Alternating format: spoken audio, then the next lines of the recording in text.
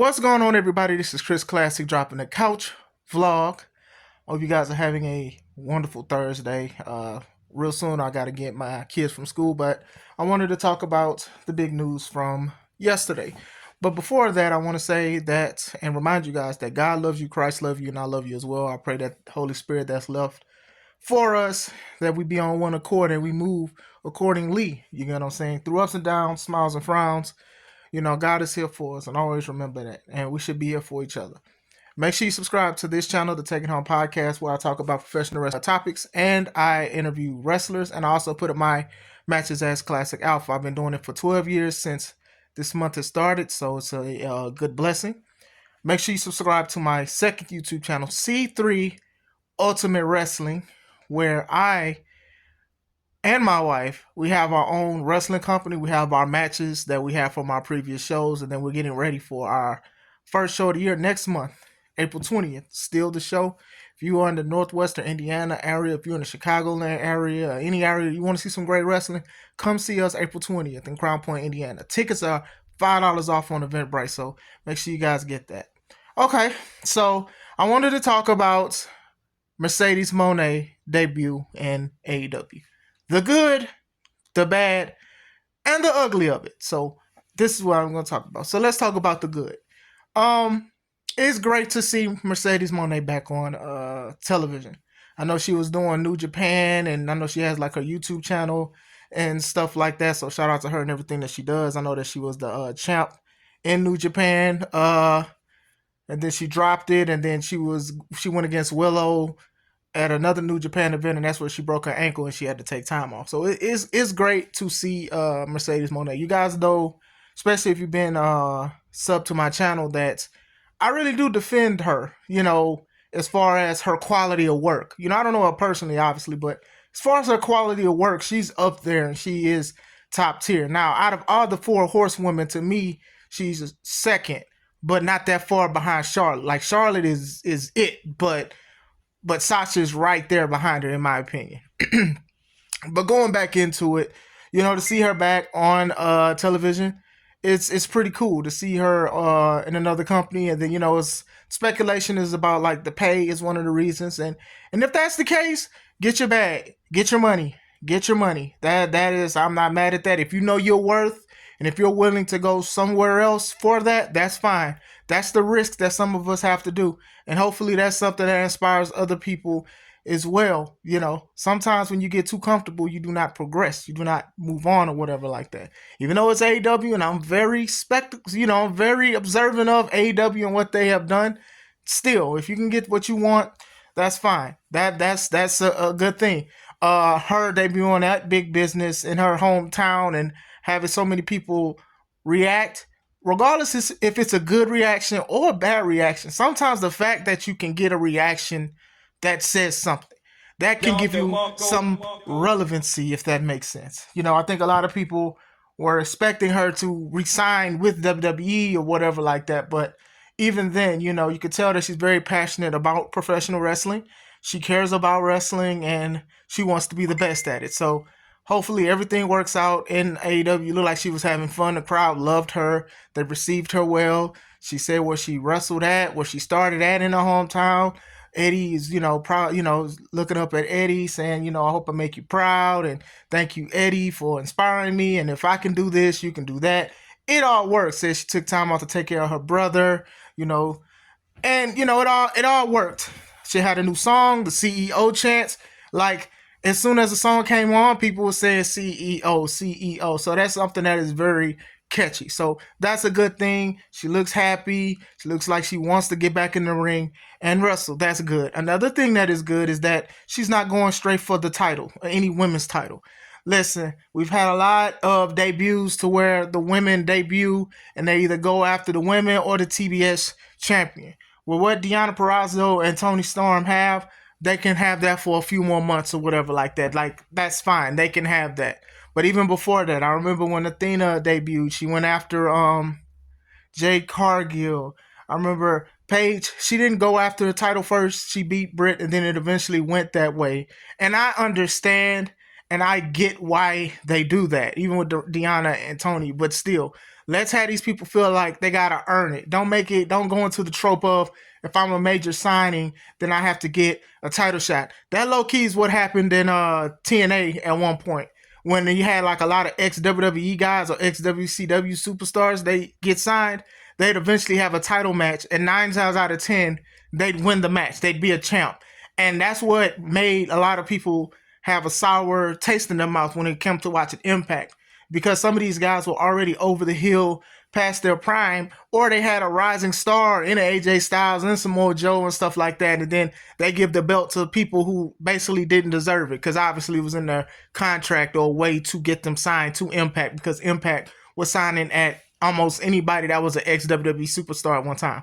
That's how long I remember Impact Wrestling, because that was around the time that it went from TNA to being called Impact Wrestling. So her saying that she wants to go against, like she's planting the seeds of unfinished business with Willow. Willow was the last lady she faced. That's when she broke her ankle, and Willow won the match and the championship or whatever like that. So they have a history, and it's an interesting history because AEW does work with New Japan. So the packages and stuff that they're going to do, it's going to be dope to see how they're going to correlate both of these wrestlers.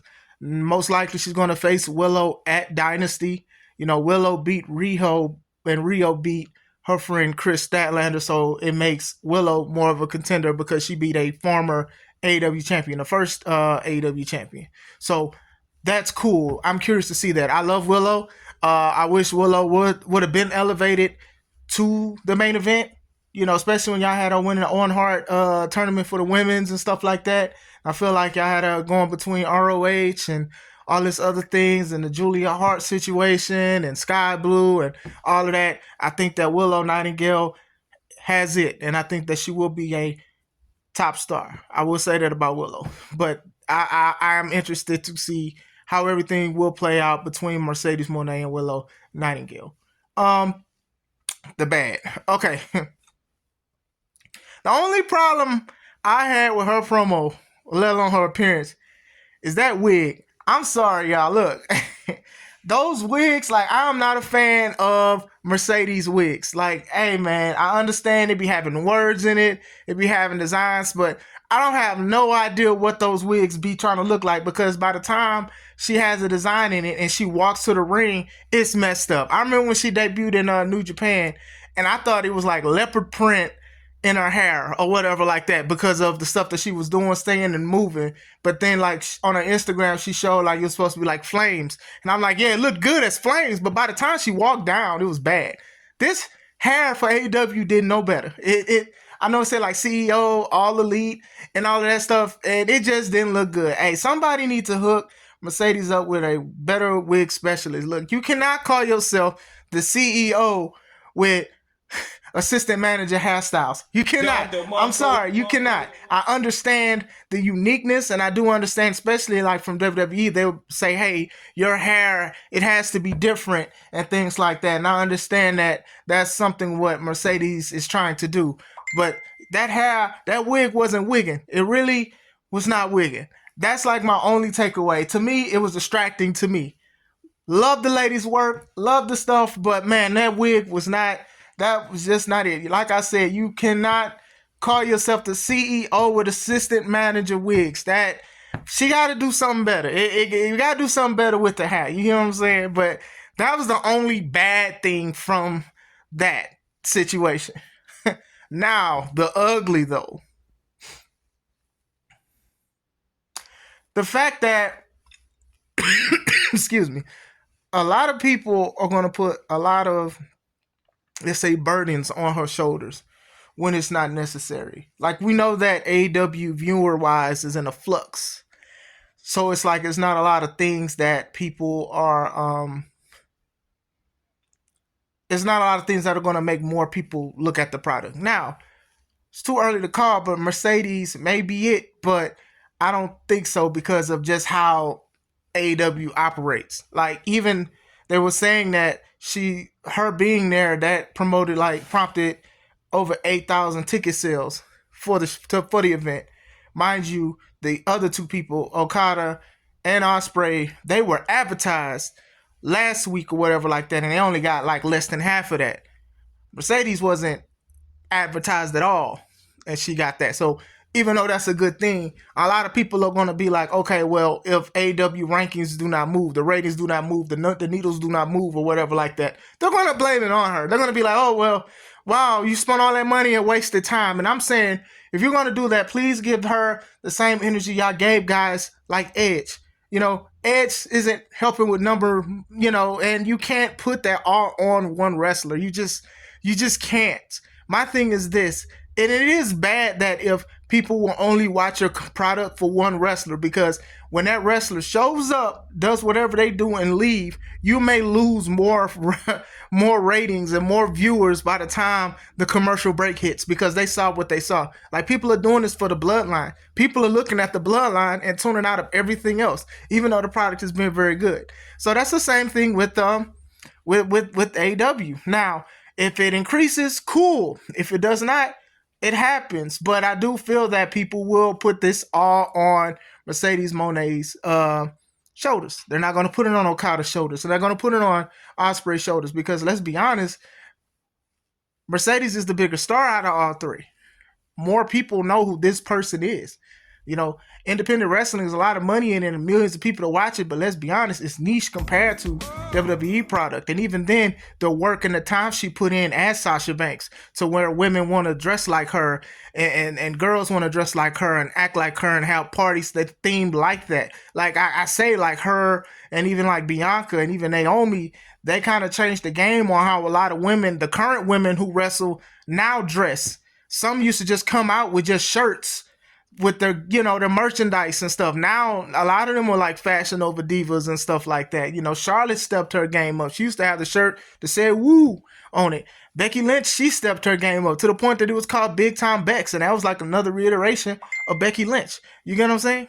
So that's how things are, because she is an influencer. She's not just a wrestler. She's an actress in The Mandalorian. She's a business owner with Callisto. She does a lot of other things too. But, are those things that could make people watch it? Of course. But we have to wait and see what happens. So, more money? Yes. Less views? She's getting paid at the end of the day. So, but I just know how most of the internet wrestling community is. They're going to be like, oh, well, she's not a top draw. But I'm like, well, no offense to Edge, but Edge isn't a top draw in AEW. It's not like a lot of people just like, I just want to watch it because of Adam Copeland. And like I said, I watch the product for the most part. So I don't want nobody to try to come after me or whatever like that. But I've seen the pictures of empty arenas and stuff like that Adam Copeland was talking in and facing. And that's not Adam's fault. That's the promoter's fault. That's the promotion's fault that a lot of people aren't coming to the things. I'm not going to sit here and just blame that on the wrestlers or whatever like that. I refuse to, because you're the promoter. That's your money that you have to promote to let people know what's happening and bringing in people and stuff like that. You can sign all the best wrestlers. You can have the best wrestlers and they can be the worst draws. And I ain't talking about the underwear. When I say draw, I mean people to come see them. You got some people who are the worst wrestlers and have the great draws. It sounds so weird if you saying it and I'm laughing, but I'm going to keep this in this video. Y'all get what I'm saying. I ain't talking about the undergarments, but that's what I'm getting to. That's just the driving force of it, is that people are going to assume that she is, if she doesn't do well, if the ratings do not do so great, or they only go up a little bit, they're just going to say, oh, well, she's just boring or something like that. Another ugly thing is, and this is more on Mercedes' part, was that she did kind of say she was going to go back to WWE in an interview. So now people are like, hey, it's good to see Mercedes Moné, but we can't wait for her to come back into the WWE, because basically that's what we knew. And honestly, deep down in many of our hearts, we kind of knew that Mercedes was going to eventually go back to WWE. It's just a time of when. So my thing was, even if she is all elite, what she is now, a lot of us was like, well, she'll go back home or whatever like that. I'm sure a lot of talking and apologies have happened between the time she left until now, where she's in AEW. Now it's just like, hey, go get as much money as you want, and then you can come back or whatever whenever your contract runs out, because I feel like that's what's going to happen. So when she said, okay, well, basically, the door is still open and, I'll be back. Like, she said that, and then now it's like, oh, well, she's just there to get the check or whatever, but people are behind her, people support her and things like that. But now it just feels like kind of makes the company, not the company bad, but it's just a funny tidbit, because some people wrestle just for the money, and I'm not saying that Mercedes does, but still, it was just a little tidbit of like, oh well, I'll be back, and then like a few weeks later or a week and a half later, you're in another company. So that's how I feel. So I'm curious to see what happens. Hopefully, this is the spark that helps not only AEW but also the women's division. Like, I'm not big on what the women's division is because it can be better. Psychology be off. Rio is one of the smallest wrestlers I have seen, and to see her like body slam and suplex people like Willow, and Willow almost landed on her neck because she was trying to make Rio look strong. I don't like that. I understand that Rio is a former women's champion or whatever like that, but you do have a lot of other talent that you can push. Julia, she's okay. I don't want to say she's improved drastically, but she's okay. Sky, just Sky, she's okay. Like, but to me, I think that they need to like have a bigger thing. Now, I heard that Madison Rain is a coach. No offense to Madison Rain, but Madison Rain does not need to be a coach. I know Serena Deeb, I heard is one. Shout out to Serena. I wish we see more of her on AEW and stuff like that. But I do think that they do need the spark, and maybe Mercedes Mone will be there for the women's division. But what do you guys think? Are you excited? Are you happy? Are you just like she'll go back to WWE? Like, let me know. I hope you guys are having a wonderful day. This is Chris Classic. Let's take it home.